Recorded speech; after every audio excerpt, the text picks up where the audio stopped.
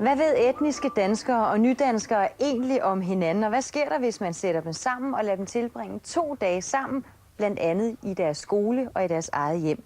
Sådan var ideen bag projektet Unge møder unge, som er løbet af staten her tidligere på ugen. Godmorgen og velkommen til projektets initiativtager, som sidder her ved siden af mig, Lotte Rosdal, og til 2 af de piger, der fik muligheden for at lære noget om nogen, man ikke ved så meget om. Katrine Kins fra Skjern i Vestjylland og Havra Bakal fra Aarhus. Var det rigtigt udtalt? Ja. Nå. Havra, lad mig starte med at spørge dig. Hvorfor meldte du dig egentlig til det her projekt? Det er fordi, jeg var lidt nysgerrig. Jeg har aldrig haft så en rigtig dansk veninde før. Og så ville jeg gerne prøve det, og prøve at være sammen med en rigtig dansker. Fordi de der danskere var i Aarhus, jeg synes, det er lidt mere udlandske danskere. Og de taler sådan pakistansk. Det er ikke ligesom Katrine. Altså, deres hjem, det er ligesom udlandsk hjem, og deres talemåde, det er også ligesom udlandske talemåder. Men du siger, at du har boet i Danmark, du er født og opvokset i Danmark, du har boet her hele dit liv, og du har aldrig rigtig kendt en dansker. Hvordan kan det være? Nej. Det er fordi, jeg troede hele tiden gennem medierne, at de ikke ville have noget med os at gøre. Og vi var bare sådan nogle indvandrere, der bare kom for at få bistand og tage deres penge og kvinder og alt det der. Så jeg tænkte, at de gider ikke have noget med os at gøre. Så jeg holdt mig væk fra dem, og så blev jeg følte mere tryg med min egen folkeslag. Altså dem udlændinge, andre araber. Så jeg følte mig mere tryg med dem, end jeg gjorde med danskere. Så du havde nogle fordomme om, hvordan danskere så på dig, og det gjorde, at du var lidt nervøs for at opsøge. Ja. Katrine, du bor jo så et helt andet sted. Du bor ude i Vestjylland oppe ved Skjern. Hvad vidste du om nydanskere, inden du meldte dig til det her? Ikke ret meget. Det er ret begrænset, hvor mange nydanskere der er i Skjern. Og jeg har aldrig gået i klasse med en, jeg har næsten aldrig snakket med en, jeg har aldrig været hjemme i et hjem med en anden kultur.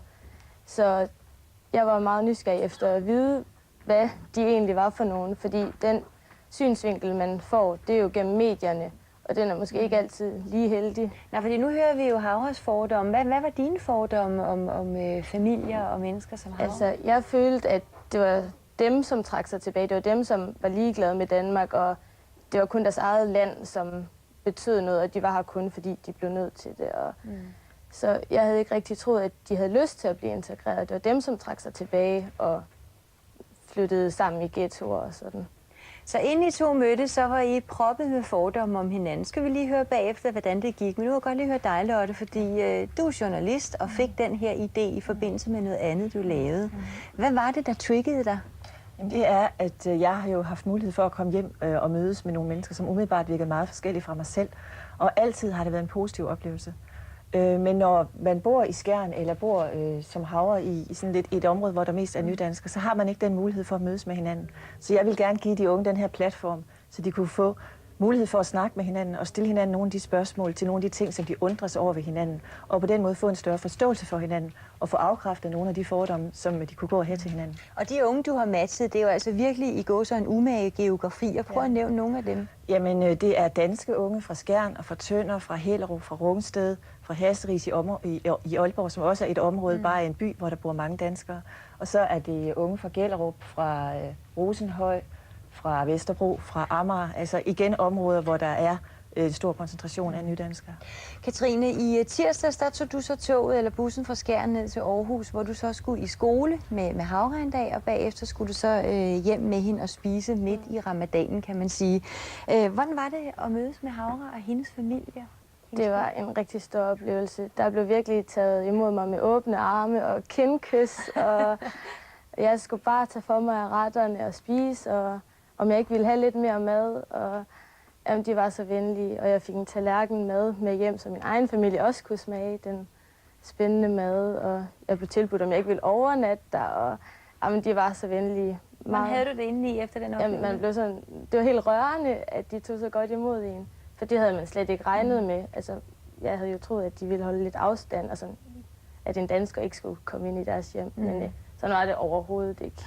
Det var virkelig positivt. Og så rejser du så til Skjern dagen efter og besøger Katrines skole og hendes hjem. Hvilken oplevelse fik du? Jeg fik den oplevelse, da jeg kom hjem til hende. Altså, hendes far han er ingeniør, så han havde sådan nogle computer og tekniske ting. Hendes mor hun er bibliotekar, så hele stuen var bare fuld med bøger. Så tænkte jeg, er det en skole eller sådan noget? Det er en rigtig dansk hjem, tænkte jeg. Altså fuld med bøger og tekniske ting og kloge folk. Og så, der er sund mad. De spiser meget sund mad. Og der så hendes familie, de var rigtig søde. De tog også imod mig med åbne arme, og det havde jeg overhovedet ikke forventet. Jeg ved, de tilbød dig en portion havrefras. Hvad Ja. var det var for noget? Jamen, jeg vidste ikke, hvad havrefras var. Jeg så hendes liste og spiste sådan nogle mærkelige, firkantede ting. Så spurgte jeg, hvad er det? Så sagde hun, det er havrefras. Så sagde jeg, hvad er for havrefras? Så forklarede hun mig, hvad det var. Så sagde jeg, må jeg smage? Så sagde hun, ja. Så var det første gang, jeg smagte en havrefras. Og så da jeg kom ind til hende, så var jeg lidt bange for... Altså før jeg kom hjem til hende, så var jeg bange for hendes forældre, at de ville afvise mig. For jeg har også den der, at de vil indlære, altså de gider ikke have noget med mig at gøre. De vil bare sige, ej, har nu en perker med hjem og sådan noget. Hvad skal hun her? Hun er jo bare sådan en ballade med. Men nej, de kom med åbne arme og så krammer. Det var rigtig sødt. Jeg kunne godt tænke mig at komme tilbage igen. Min lille søster var fuldstændig vild med hende. Ja, hun er rigtig sød. Lotte, nu er projektet så afsluttet. Det sluttede med en kæmpe middag, hvor alle de unge fra hele landet var med, og det er allerede evalueret. Hvad har du fået at høre? Jamen, 90% af de unge, som har mødtes, de har ændret holdning til hinanden, efter de har mødtes selv, og til det bedre. Og det siger jo også meget noget om, at det indtryk, som mange har fortalt mig om, de har fået gennem medierne, de kan være en hindre for integrationen. For når de mødes, og de snakker sammen, og det er det, alle siger, de har mødtes med en respekt for hinanden, med en åbenhed, med en nysgerrighed over for hinandens kultur, at så kan integrationen sagtens lykkes. Og 80% af dem, der har mødtes, vil gerne møde med deres makker igen. Hvornår skal I to ses igen? Snart forhåbentlig. Ja. Jeg ved, du har et specielt ønske. Ja, at komme hjem til hende i juleaften. Juleaften. Kunne det være en mulighed, Katrine? Det kunne da være interessant. Ja.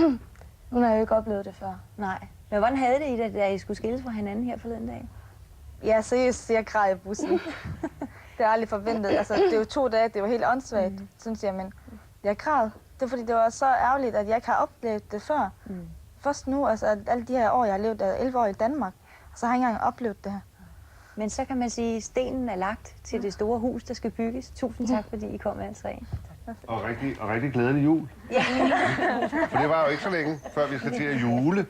Men først skal vi til gallapremiere på Til døden os skiller, den nye film af Paprika Steen, hvor Sisse